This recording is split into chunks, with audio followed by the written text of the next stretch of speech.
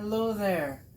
I am Arctic Delight, and this is the first time I have had an interview or had the ability to share my voice since this year with my career.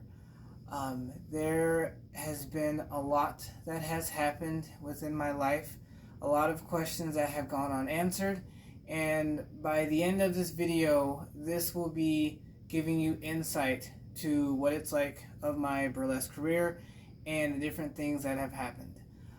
As a disclaimer, I want to share with you that this video is not entertainment. This video is informative. This is going to blow the lids off of a lot of controversy, and this is also something that is going to shock and possibly amaze you. So I'm not going to be stripping for this video. I'm not taking my clothes off. I want you to turn up the volume, and I want you to listen to the sound of my voice. You don't have to watch this video. Just let me speak openly to you through the sound of my voice, and everything will become clear. I will also say, as part of that disclaimer, the names used in this video are not going to be people's real names. They're going to be stage names. Within of what happened of my life, this includes a lot of different individuals, and so I will not be using their real names. I will just be sharing with you what their stage names are so that you're able to piece together the pieces and things make sense. The 3 questions that this video is going to answer, I am going to share with you why I was not present at the end of the Five-Star Tease wrap up, the life that went on through that way, and why I ended up leaving Five-Star Tease sooner. The second question will be the controversy that rose up with why I chose to retire and what things went on with that nature.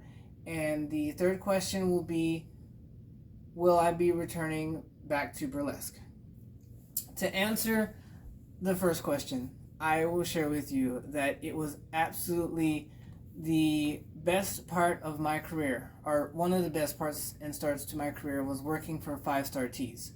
Five-Star Tease at that time was led by Mercury Stardust, who was an amazing producer, a amazing individual, and one who really gave me the ability to shine.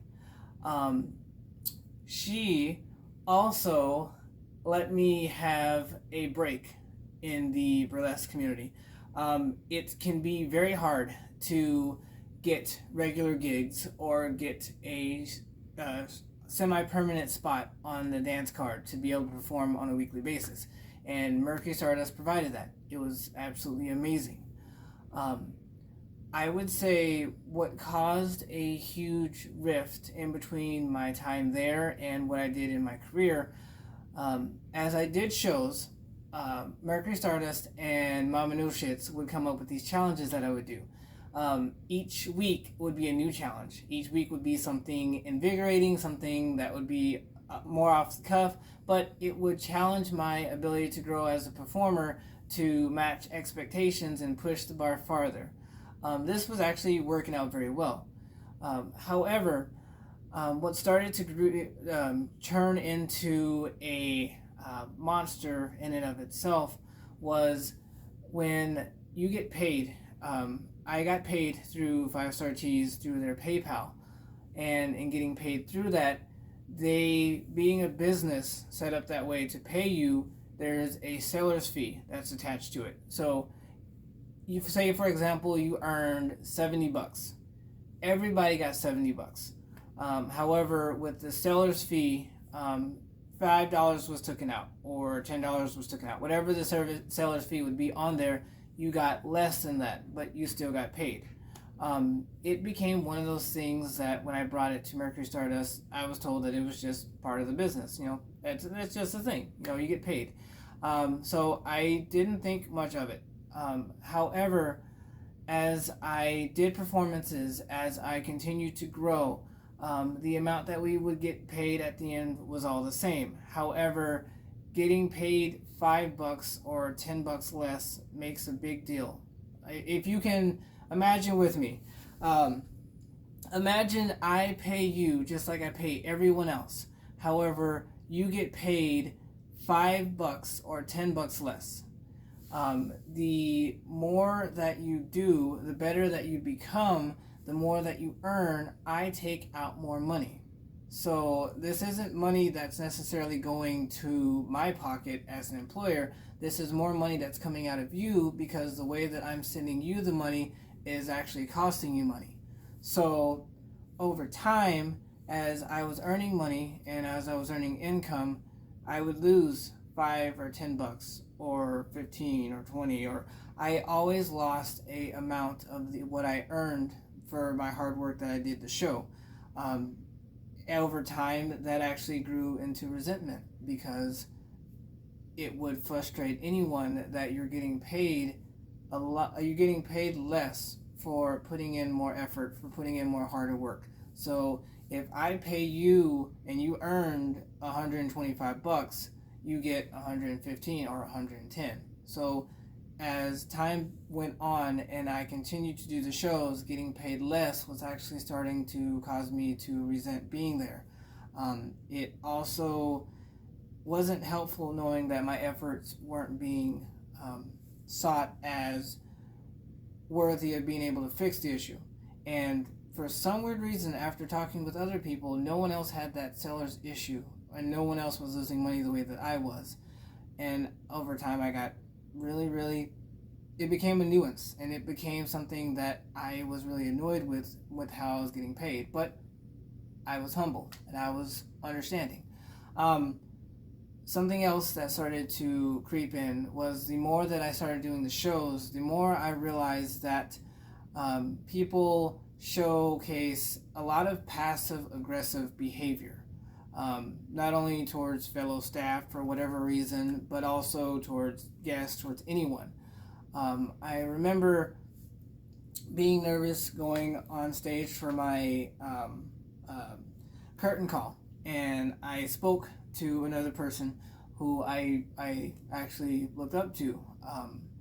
I told him I was nervous, and I told him, I'm going to try to get it together. They told me, hey, don't worry about it. We all get nervous. We all get the jitters. You are going to do fine. You just go out there and they'll applaud for you. Or not. Whatever. They're going to cheer regardless, but you can either choose to go out there or not.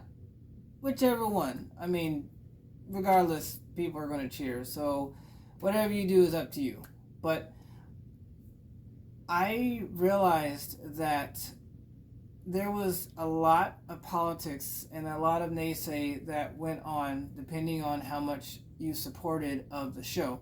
And other cast members would show their passive aggressiveness towards you by being more indifferent towards how you are showcasing yourself or the things that you're going to. They were always accepting and inviting, but the continuous passive aggressiveness made it to where it felt like I didn't matter, and it felt like I was just being, anyone for that matter was being allowed to do what they do, but not really have support. And if they didn't like you, they didn't flat out say that they didn't like you. They just showed passive aggressiveness towards you until finally you crumbled on yourself, or you imploded, or you just stopped doing it. I kind of really got sick of that. I got really sick of the passive aggressiveness that came from some of the people working behind the scenes. And you topple that with the making of less money and also being shown passive aggressiveness should you have a problem or should you not be able to deliver. By the end of my 5-star run, I felt really defeated. I didn't feel that heavily supported. I felt like my actions or decisions, what was happening of me not fully supporting,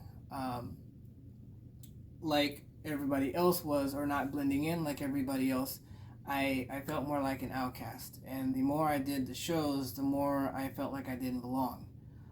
Up to a point where when things were going to be shutting down and Mercury Stardust was going to be leaving, I didn't feel close to anybody like I had been. I felt like there had been so much resentment built up towards me and towards what I stood for, or just towards me as a person, that I felt like I didn't matter. And that's why I wasn't present at Mercury Stardust's last show for Five-Star Tease, because it had gotten that bad. It ate away at my ability to feel connected to these people, with the money issue of feeling like I was getting gypped and not getting paid fully like everyone else, and then also the passive aggressiveness of feeling like I didn't fit the status quo, like I didn't fit in, and that I wasn't being accepted. I totally understand that the show overall had an agenda that it was pushing on people, that it was helping educate people, and I fully support that 110%. But it felt like that overshadowed everything else anybody else was doing, and there was just so much resentment built up. That's why I could not be at the final ending. I will forever be grateful for Five-Star Tease and everything that they did, but I will share that there was a lot of politics that went in behind the scenes that caused a lot of people to feel like, really, if you don't meet the status quo, if you're not on par with these certain people, if you're not in these certain social groups, that you would not make it as well, and that they just don't care. Like, you are there to do a job, but they didn't have to be welcoming or inviting. They could honestly just dismiss you like trash for any reason if you didn't fit in. That was very, very hard to deal with, but it was one of the breaks of the business. I will also say that it was that time in my life, going from being able to have stage time and develop myself as a person, that I also began to form connections with people. I also began to be able to reach out to people and get to know people. This goes into the second question that I'm going to answer. What exactly happened with the controversy of causing me to retire?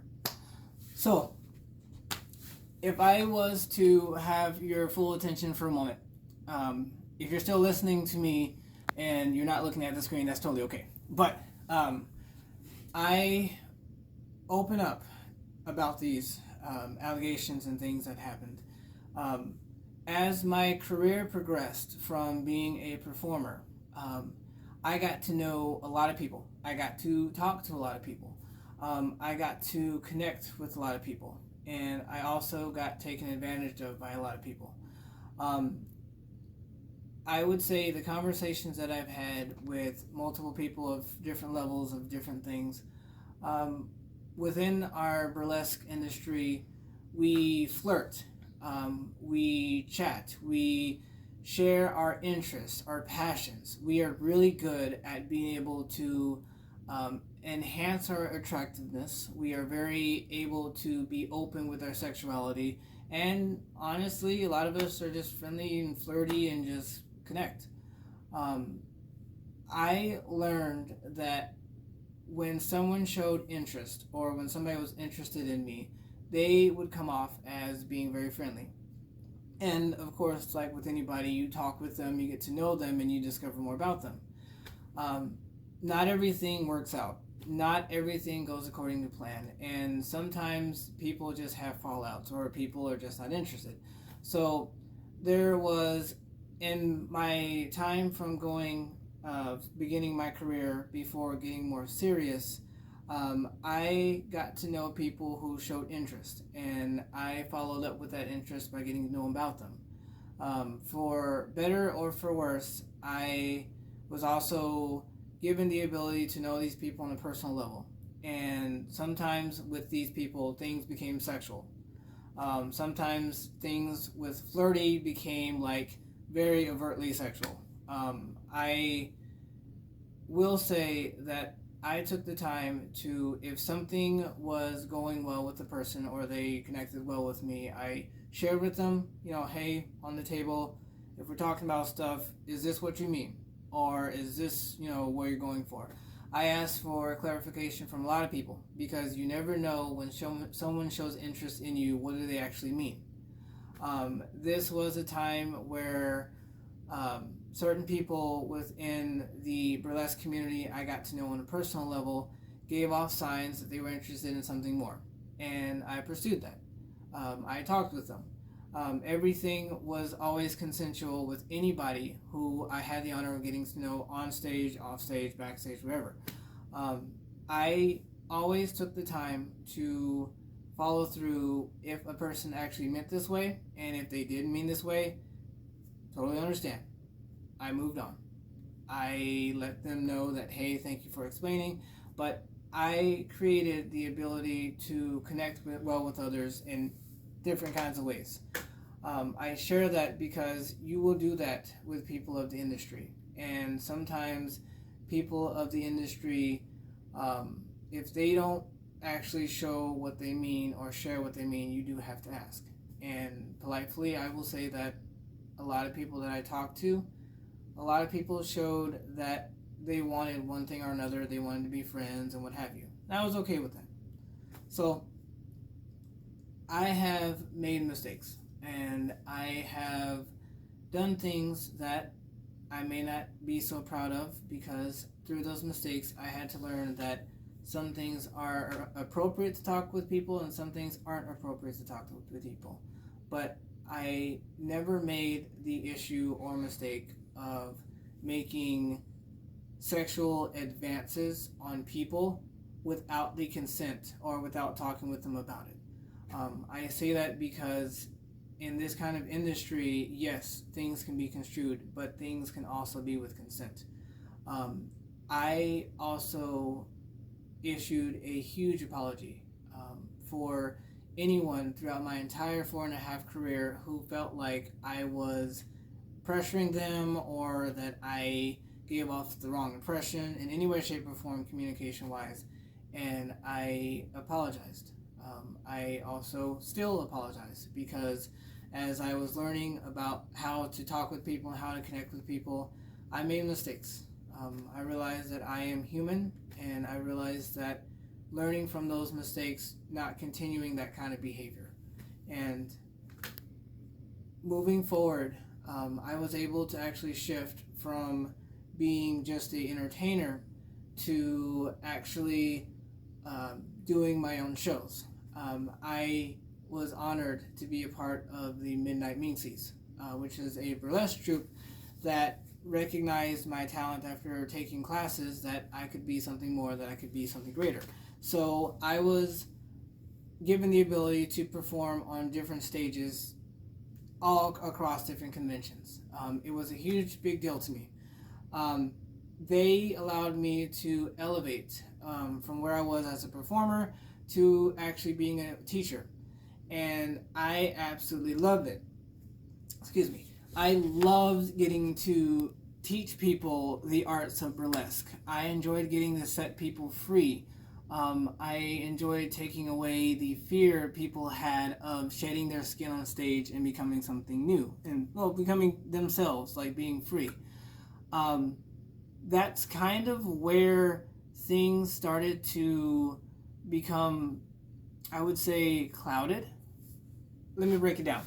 So, you learn when you swim with sharks how sharks behave, how they treat others, how things go on the inside. You learn how to become a shark by spending time with sharks.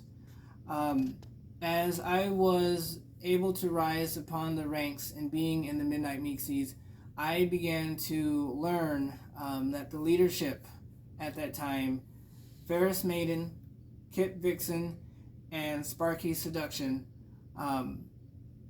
led, for the most part, with an iron fist on a lot of things. I learned that through them, anything is possible to be able to make things happen, but the judgmental aspects that came with people's dreams of applying to want to do burlesque became very toxic. They kind of have a childish demeanor when it comes to what's good and what's bad and what matters and what's important. I say that because when we had tryouts or when we had people that would apply, some of the childish behavior didn't really show well in their maturity of like, this person is not, they don't have the it factor. Like if you see their smile, it's not, it's not good. Like their moves are not good. They're not taking care of their body. It's like it became very, very toxic of how they would easily judge people and be okay with it. It became one of those things that made it to where people that were in the troupe would recognize that they're being childish in behavior and actually choose to leave the group or choose to dwindle in a want to be associated with the group and do their own thing.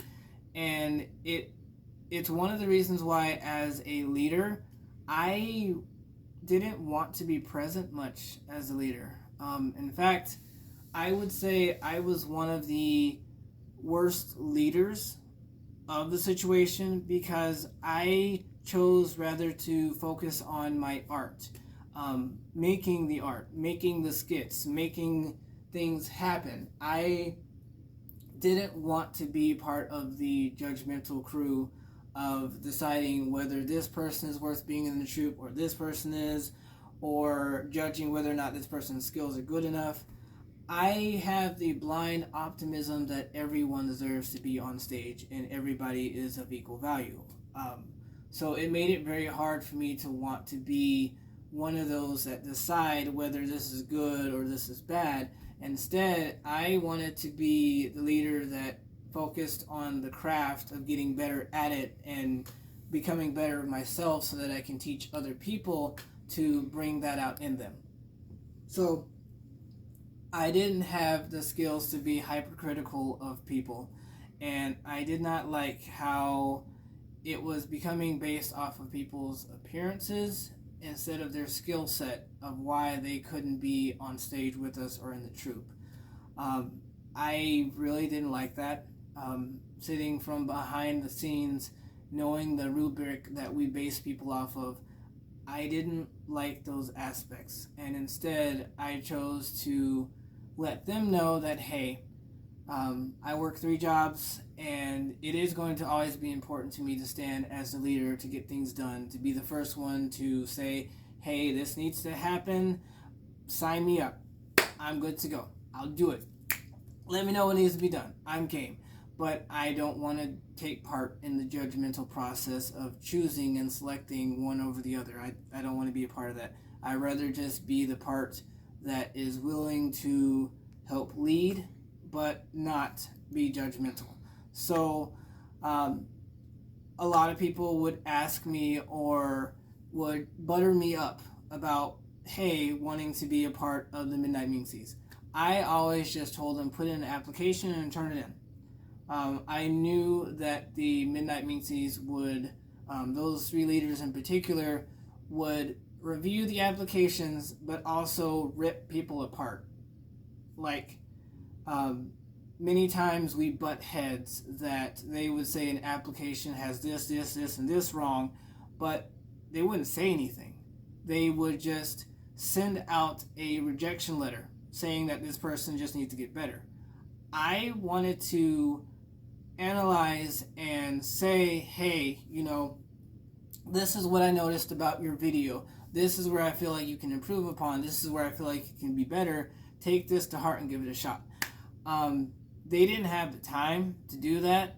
They didn't really want to spend that much extra time on people. So instead, they just kind of whipped out those rejection letters and just kind of like, hey, sorry, we feel like you just need to be getting better. Work on it.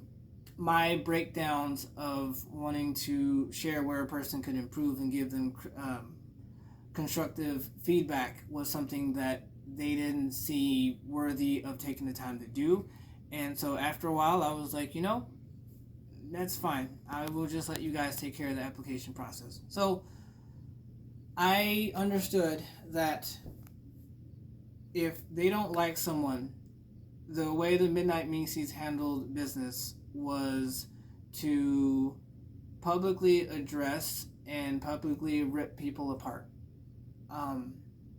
Throughout my career with being with the Midnight Minkies, I saw the rise and fall of great people.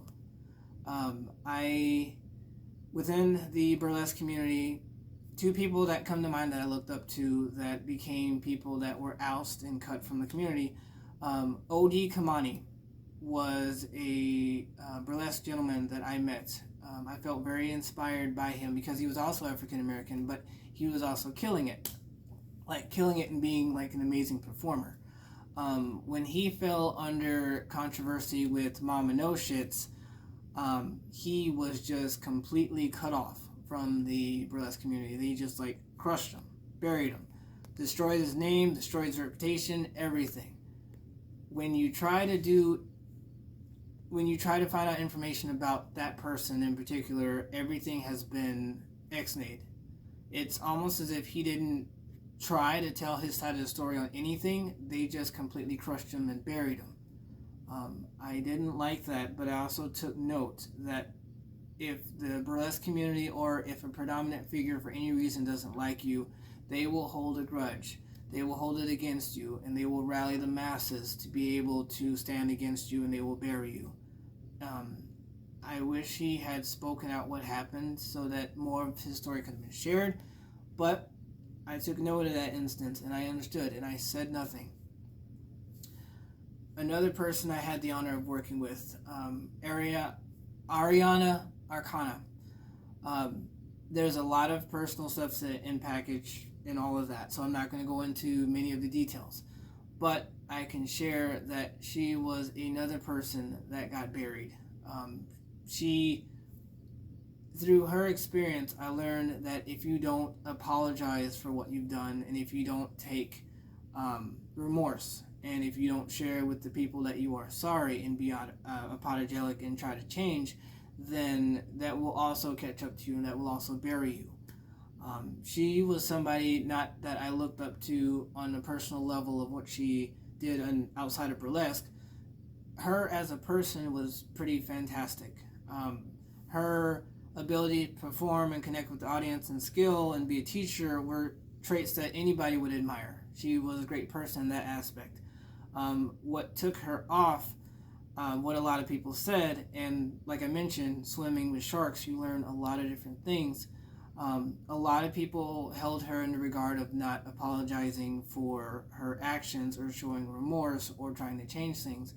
And that is what buried her, because she tried to move past that without actually saying that she was sorry. I took note and learned that the community will eat you alive if something happens that is bad that you don't show remorse for and that you don't apologize. Those two examples I learned. Moving from being able to teach classes, I was given the ability to, through the Midnight Minkies, put on my own show.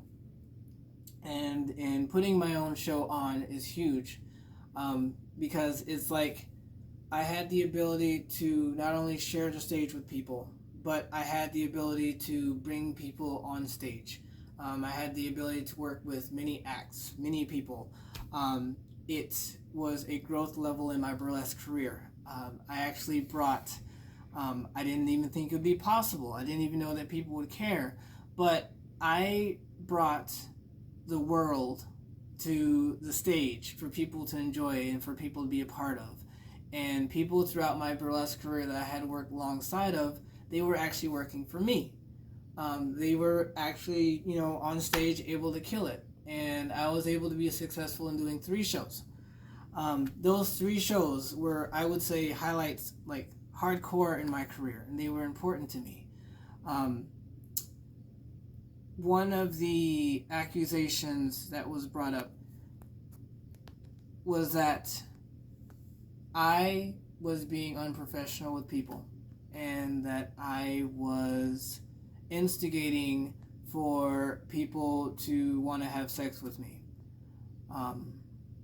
I will share with you that there was a time in my life of my early on burlesque career that when I communicated with people and we got to know each other and we flirted, people gave the insinuation for something more. And being the curious type, I asked. I always asked for clarification. I always asked for consent. I always asked to understand more of what's going on. I learned through my days that I was dating with Ruby Devourer that there are people that you have to be careful of, because they will give off the impersonation that they want something more than what's backstage. And I will say that there were times where I had adult conversations and people I asked clarification on and I connected well. And they came off as a way of somebody that was interested in me. And I shared that I was interested in them. And a lot of those conversations with a lot of those people are times in my life where I apologize, because not only do I apologize now, but I also apologize for the way that I was or the way that I came off, because these same people held on to a personal vendetta against me moving forward in life.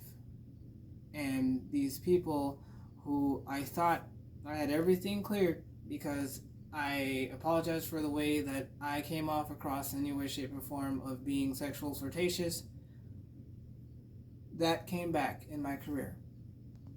And I had to go on record and state once again that I apologize for the way that I may have come across in my career starting out.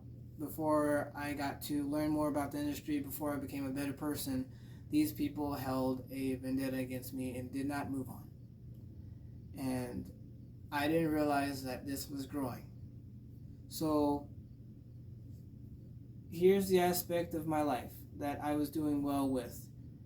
I was doing shows, I was doing productions, I was traveling, I was getting to know many people across different states. And in the background was growing these people that still resented me, that were still part of the burlesque community, and that still felt that I was a threat. No matter how much I had actually moved on in my career, how much I had grown as a person, how much I had become someone who focused more on the art and more on wanting to create and do great things within the burlesque community. As I rose to a point in wanting to do shows, I wanted to give even more so back to the burlesque community. I took a leap of faith and I went for something that was huge. There's a sex pun in there, but I'm going to leave it be, because like I said, this is a burlesque retelling of my life and answering these three questions, so I'm going to leave that one alone. But I went for wanting to put on a burlesque convention. I had been actually inspired by attending classes in the I want to say BHOF, Burlesque Hall of Fame, but they also have a different one where it's like